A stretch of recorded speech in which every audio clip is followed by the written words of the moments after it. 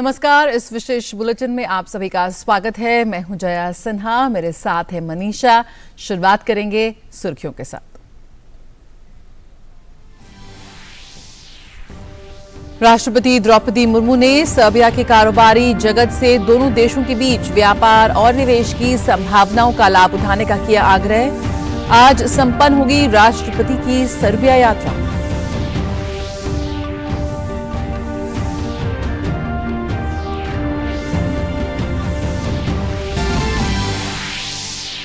प्रधानमंत्री नरेंद्र मोदी ने सऊदी अरब के क्राउन प्रिंस से फोन पर की बात। कनेक्टिविटी, ऊर्जा, रक्षा, व्यापार और निवेश में संबंधों को बढ़ावा देने पर चर्चा। सूडान से भारतीयों की सुरक्षित निकासी के लिए जताया आभार और आगामी हज यात्रा के लिए दी शुभकामनाएं।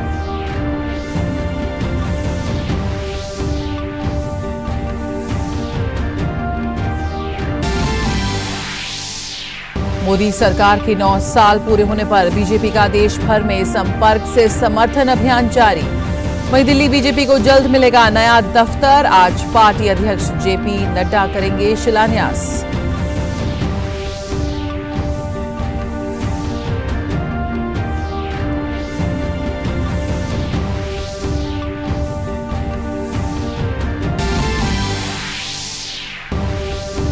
बेहद गंभीर तूफान में बदल चुका बिपरजॉय अगले 36 घंटों में और होगा तेज।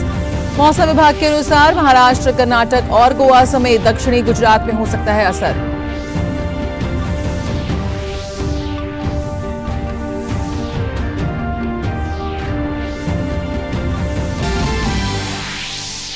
द ओवल में चल रहे विश्व टेस्ट चैंपियनशिप फाइनल का आज तीसरा दिन। कल का खेल खत्म होने तक भारत ने 5 विकेट के नुकसान पर बना 151 रन। ऑस्ट्रेलिया की पहली पारी से भारत 318 रन पीछे।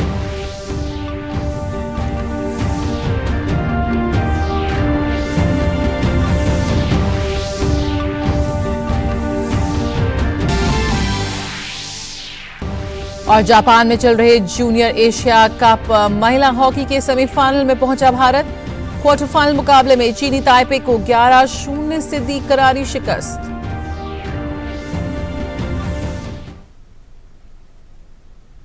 राष्ट्रपति द्रौपदी मुर्मू की सर्बिया यात्रा का आज आखिरी दिन है। इससे पहले उन्होंने कल भारत सर्बिया व्यापार मंच को संबोधित किया। राष्ट्रपति ने कहा कि भारतीय अर्थव्यवस्था लगातार अच्छा प्रदर्शन कर रही है और आज दुनिया की सबसे तेजी से बढ़ती प्रमुख अर्थव्यवस्थाओं में से एक है। ये 5वीं सबसे बड़ी अर्थव्यवस्था है और इस दशक के अंत से पहले तीसरी सबसे बड़ी बनने की राह पर है। उन्होंने कहा कि भारत सर्बिया के बीच व्यापार और निवेश की असीम सामर्थ्य है।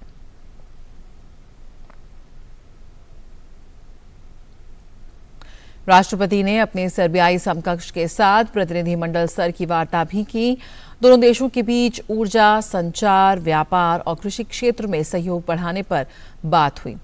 वहीं भारत सर्बिया बिजनेस फोरम की बैठक में दोनों देशों के बीच आर्थिक साझेदारी बढ़ाने पर जोर दिया गया।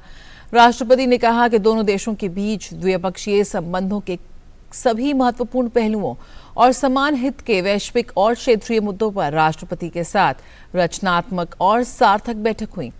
उन्होंने लंबे समय से चले आ रहे द्विपक्षीय संबंधों, विशेष रूप से व्यापार और निवेश, विज्ञान और प्रौद्योगिकी, सूचना और डिजिटल प्रौद्योगिकियों सहित और लोगों से लोगों के बीच संपर्क को और बढ़ावा देने का भी संकल्प लिया।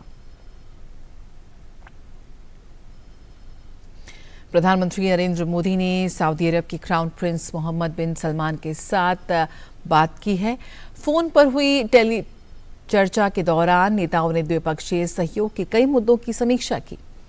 पीएम ने इस बातचीत के बाद एक ट्वीट किया और बताया कि इस दौरान कनेक्टिविटी, ऊर्जा, रक्षा, व्यापार और निवेश में संबंधों को बढ़ावा देने पर चर्चा की गई और क्षेत्रीय और वैश्विक मुद्दों पर विचार का आदान प्रदान किया। प्रधानमंत्री ने अप्रैल 2023 में जेद्दा के रास्ते सूडान से भारतीय नागरिकों की निकासी के दौरान सऊदी अरब के समर्थन के लिए क्राउन प्रिंस मोहम्मद बिन सलमान को धन्यवाद दिया। उन्होंने आगामी हज यात्रा के लिए अपनी शुभकामनाएं भी दी। और मणिपुर में पिछले 2 दिन से हिंसा की किसी घटना की कोई खबर नहीं है। स्थिति शांतिपूर्ण और नियंत्रण में है। मणिपुर सरकार के सुरक्षा सलाहकार कुलदीप सिंह के अनुसार 5 घाटी जिलों में 12 घंटे के लिए जबकि पहाड़ी जिलों में 10 घंटे के लिए कर्फ्यू में ढील दी गई है। पिछले 24 घंटों के दौरान पूर्वी इंफाल जिले के पोरमपाट पुलिस थाना क्षेत्र से 27 हथियार, 245 गोला बारूद और 41 बम मिले हैं, जबकि बिष्णुपुर जिले से 1 हथियार और 2 बम बरामद किए गए हैं। अब तक कुल 896 हथियार और 11,000 से अधिक गोला बारूद समेत 200 बम बरामद किए जा चुके हैं। मणिपुर में विस्थापितों के लिए गृह मंत्रालय ने 101 करोड़ रुपए से अधिक की राहत पैकेज को मंजूरी दी है। सभी संवेदनशील इलाकों में सुरक्षा के कड़े इंतजाम किए गए हैं। इसके अलावा राज्य और केंद्रीय बलों ने राज्य के कई हिस्सों में तलाशी अभियान तेज कर दिया है। विदेश मंत्री डॉक्टर एस जयशंकर ने कनाडा में पूर्व प्रधानमंत्री इंदिरा गांधी की हत्या को दर्शाते हुए जश्न मनाए जाने की घटना की निंदा की है। उन्होंने कहा कि कनाडा में अलगाववादियों, चरमपंथियों और हिंसा की वकालत करने वालों को समर्थन दिया जाना दोनों देशों के संबंधों के लिए अच्छा नहीं है। उन्होंने ये भी कहा कि भारत में ये नहीं समझ पा रहा भारत कि ऐसा क्यों किया गया। इसके अलावा अगले सप्ताह कनाडा सरकार की ओर से निर्वासन का सामना करने जा रहे करीब 700 भारतीय छात्रों के बारे में कहा कि कनाडा के अधिकारियों की ओर से उन छात्रों को दंडित करना ठीक नहीं है। विदेश मंत्रालय और कनाडा में भारतीय उच्चायोग ने इस मुद्दे को उठाया है। उन्होंने कहा कि इन छात्रों ने कुछ गलत नहीं किया है तो भारत सरकार इस मुद्दे के समाधान के लिए कनाडा सरकार पर दबाव डालेगी। विदेश मंत्री डॉक्टर एस जयशंकर ने नई दिल्ली में काबुल से आए विस्थापित परिवारों के साथ एक महाजनसंपर्क अभियान संपर्क से समर्थन के तहत मुलाकात की और उनसे उनका हालचाल जाना। नई दिल्ली के गुरु अर्जुन देव गुरुद्वारा में एक मुलाकात के दौरान केंद्रीय विदेश मंत्री ने विस्थापित परिवारों का हाल जाना और कहा कि सरकार पूरी तरह से उनके साथ है और उनके लिए बेहतर परिस्थितियों के तहत ही फैसले दिए जाएंगे।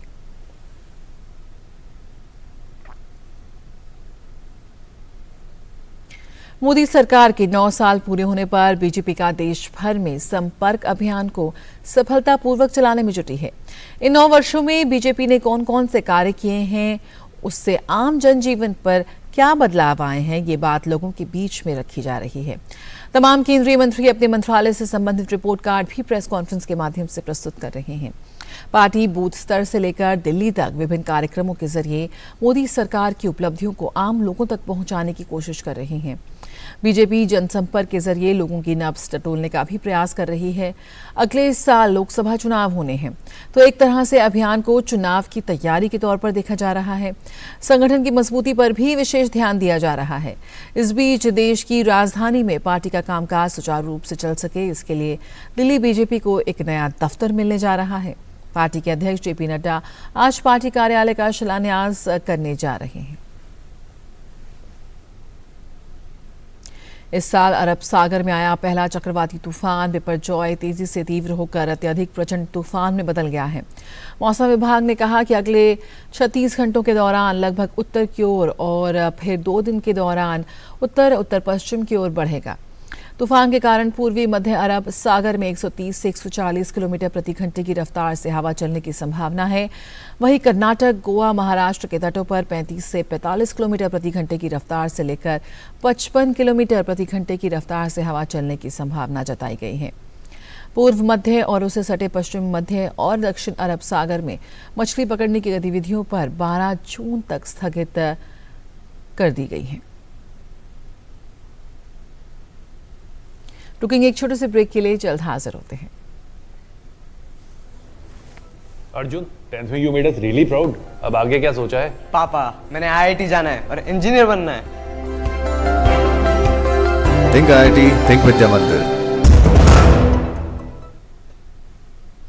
गुप्त दस्तावेज मामले में घिरे अमेरिका के पूर्व राष्ट्रपति डोनाल्ड ट्रंप की मुश्किलें बढ़ती जा रही हैं। डोनाल्ड ट्रंप को दस्तावेज मामले में मंगलवार को मियामी की संघीय अदालत में पेश होने के लिए समन भेजा गया है। ट्रंप पर आरोप है कि उन्होंने गुप्त दस्तावेजों को अपने आवास में रखकर जासूसी अधिनियम का उल्लंघन किया। गुप्त दस्तावेज मामले की जांच साल 2021 में शुरू हुई थी। फेडरल अधिकारियों के अनुसार पूर्व राष्ट्रपति ने पद छोड़ने के बाद सभी गुप्त दस्तावेज नहीं लौटाए और इसके बाद पिछले साल अगस्त में ट्रंप के फ्लोरिडा स्थित आवास पर तलाशी के दौरान FBI को 13,000 से ज्यादा दस्तावेज मिले थे।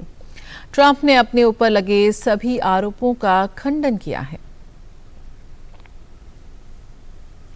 और ब्रिटेन के प्रधानमंत्री ऋषि सुनक और अमेरिका के राष्ट्रपति जो बाइडेन ने अटलांटिक घोषणा पत्र पर हस्ताक्षर किए हैं, जिसे ऋषि सुनक ने कृत्रिम बुद्धिमत्ता और अन्य आर्थिक और वाणिज्यिक संबंधों पर अपनी तरह की पहली आर्थिक साझेदारी के रूप में वर्णित किया है। अमेरिकी राष्ट्रपति जो बाइडेन और ऋषि सुनक ने स्पष्ट तौर पर कहा कि उनके देश उन्नत प्रौद्योगिकी, स्वच्छ ऊर्जा और महत्वपूर्ण खनिजों पर साझेदारी करेंगे क्योंकि वे एक ऐतिहासिक सुरक्षा गठबंधन को मजबूत करते हैं। बाइडेन ने कहा कि हमारी आर्थिक साझेदारी एक बहुत बड़ी ताकत है। और जर्मनी में इस महीने होने वाले स्पेशल ओलंपिक के लिए भारतीय दल पूरी तरह से तैयार है। इस कड़ी में दिल्ली में सेंड ऑफ सेरेमनी आयोजित की गई। इस मौके पर खेल मंत्री ने खिलाड़ियों के हौसले को बढ़ाते हुए कहा कि उन्हें यकीन है कि इस बार खिलाड़ी पिछली बार से भी ज्यादा पदक जीतने में सफल होंगे।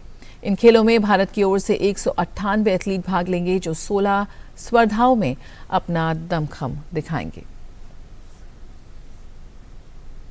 और भारत और ऑस्ट्रेलिया के बीच खेले जा रहे ICC विश्व टेस्ट चैंपियनशिप फाइनल के दूसरे दिन का खेल खत्म होने तक भारत ने 5 विकेट के नुकसान पर 151 रन बना लिए हैं। भारत की शुरुआत खराब रही और रोहित शर्मा और शुभमन गिल सस्ते में पेविलियन लौट गए। चेतेश्वर पुजारा भी कुछ खास नहीं कर सके। विराट कोहली 14 रन बनाकर मिशेल स्टार्क का शिकार बने। इसके बाद अजिंक्य रहाणे और रविंद्र जडेजा के बीच अच्छी साझेदारी देखने को मिली, लेकिन जडेजा के आउट होते ही ये उम्मीद भी टूट गई। दिन का खेल खत्म होने तक अजिंक्य रहाणे 29 और भारत 5 रन बनाकर क्रीज पर मौजूद हैं। भारत अभी भी ऑस्ट्रेलिया के पहली पारी के स्कोर से 318 रन पीछे है। इससे पहले ऑस्ट्रेलिया की पहली पारी 469 रन पर सिमटी।